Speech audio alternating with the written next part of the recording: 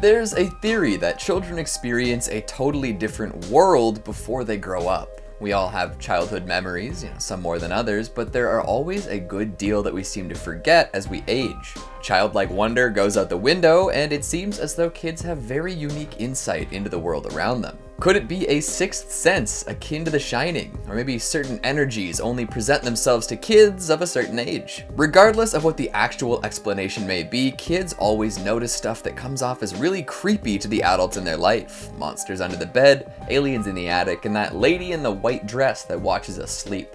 Oh boy. When their imaginations go wild, they tend to draw what they're feeling and seeing. So let's count down the top 5 scary kids drawings. Coming in at number 5, we've got best friends. Kids tend to make up imaginary friends for a multitude of reasons. Maybe they're lonely and want someone else to play with. It could be that something bad happened to them and they don't know how else to cope with the trauma. Hell, maybe a sibling that didn't make it reappears as a conjured pal. But usually these imaginary friends are more human in appearance. Not necessarily normal, as plenty of them can have wild, exaggerated features, but at least human-ish. Well, now look at this drawing.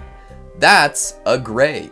Like, an alien from outer space, man. Definitely not the kind of presence you want in your child's life. This one in particular kind of reminds me of Dark Skies, the alien-filled horror movie from 2013. If you've seen it, you'll know exactly what I'm talking about. These particular aliens have a habit of abducting kids, never to be seen again. And they always foreshadow this kidnapping by appearing to their target first. Then, over time, they escalate their presence and really make themselves known to the friends and family. Usually you can figure out who's been seeing these creatures by taking a look at what they've drawn over the past little while. If you see some sort of upsetting gray presence, well, that kid is probably a goner. Just look at how convincingly alien this drawing is. From the gray skin to the pointed yet round head to the enormous black eyes similar to ones you'd see on a Halloween mask, this is a freaky thing for a kid to be drawing. Plus, they think they're best friends with the thing. That means either one of two things. The aliens are getting tricky and convincing kids to be their friends, or the kid has been seeing a person who wears an alien mask and wants to be friends with them. Either way, that's bad. Unfortunately, I am still proud of this little artist. This one's going on the fridge for sure. Coming in at number 4, we've got a demon-free day. At the end of a fun day out with your family, what do you think should stand out the most? Maybe the food you ate or the activities you participated in together. For a lot of kids, spending some quality time with their folks can be a great memory all on its own. And in this drawing, we see all of that happening. Whoever drew it had lots of fun with mom and dad, and the cat was there too. Best of all, the demon left them alone. Wait. The demon left them alone? There's a demon that's usually hanging around? Oh, now that's scary. There are a lot of implications to a drawing like this. First and foremost, there's a demon in this child's life that does not leave them alone. See, if they had just mentioned that the demon was present, we could maybe assume that the demon is a relatively new addition to their life, or maybe shows up only sometimes. But no, the fact that it was noteworthy that this demon took a day off means that it's always around, like a bad smell or a neighbor that doesn't know how to mind their business. We've got to wonder what the demon does on a regular basis then. It can be seen far away from the family in this drawing and definitely stands out as extra creepy. It's the only thing colored with black crayon and seems to be missing legs altogether. So this dark demon floats around in the air, probably regularly scaring the crap out of little Billy and family. Plus, it's wearing what looks to be a top hat, which can only mean one thing. It's like the Babadook. Maybe it's not a Babadook proper, but if it's haunting a child wearing a top hat and won't leave a family alone, it's probably damn close. If we dig a little bit deeper into that and examine the origins of a Babadook-like entity, we can assume that someone in the family is either majorly depressed or grieving an immense loss. There's so much to unpack in this seemingly simple childlike drawing. But that's the thing, even if kids can't communicate with you directly about what's going on in their life, those things are gonna show up in other ways. Coming in at number 3, we've got Daddy Dearest. Oh, excuse me, I think there was a typo in the title of this entry. It should be Daddy Deadest.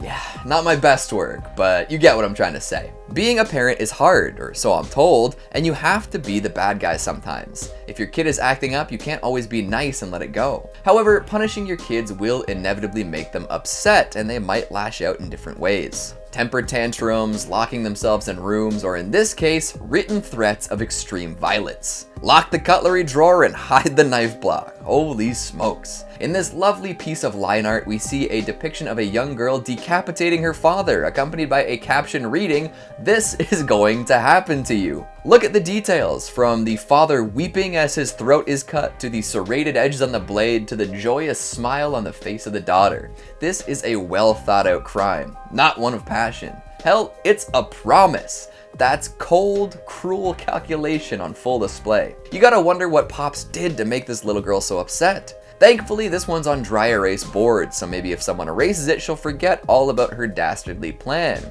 Either that, or the erasability was all part of the plan from the start. No evidence, right? Coming in at number 2, she followed me home. I've always had a lot of respect for social workers. The good ones do their best to improve the lives of folks who have found themselves in really tough situations. These situations often come with scary scenarios and really sad stories. It's hard, emotionally draining work, but if they can change the life of one person, it's totally worth it. So when I see stuff like this, I feel for them even more. A social worker was apparently speaking with a boy when he asked if he could show her a drawing he did. Naturally, she said yes, but after seeing what it was, she probably wished she didn't. He produced this drawing of a horrifying, scratchy, ghastly woman and claimed that she had followed him home recently. My goodness. This prompts a whole bunch of questions, like did he really see a person who looked like this? Because if so, holy crap. Or is it the more realistic and probably equally scary option? A woman did really follow him home and was scary enough to make him draw her like this. Kids tend to see the world through less than realistic goggles by our standards, so any woman who was following this boy might have looked like his grotesque drawing to him.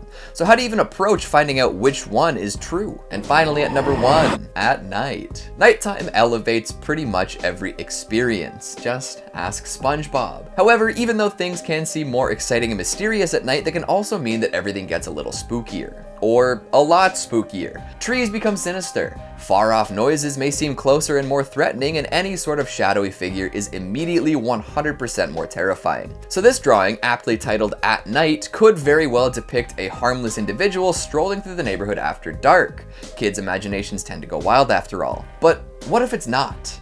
What if this demonic, dark shroud-wearing creature with a tail is actually hanging outside your house at night?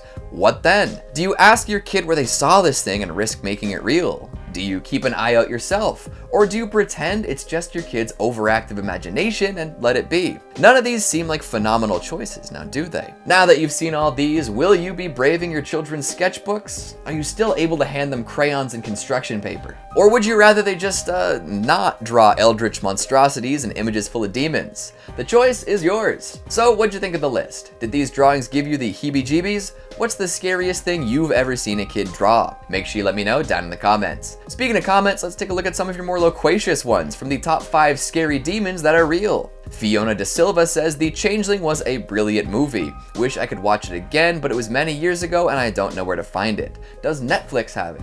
It's honestly pretty hard to say where any movie is these days, as libraries tend to change from country to country.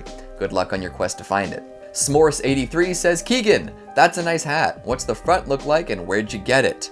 I actually don't know if that hat's around right now. It's an Altamont hat. It's got Altamont and like a triangle on the front. I got it from a skate shop, local skate shop, so keep your eyes out. I don't know. Crew at the SOL says, I'm surprised perpetually offended Twitter user didn't make the cut. I mean, I was going for more literal demons, but I suppose they do share a lot of the same qualities.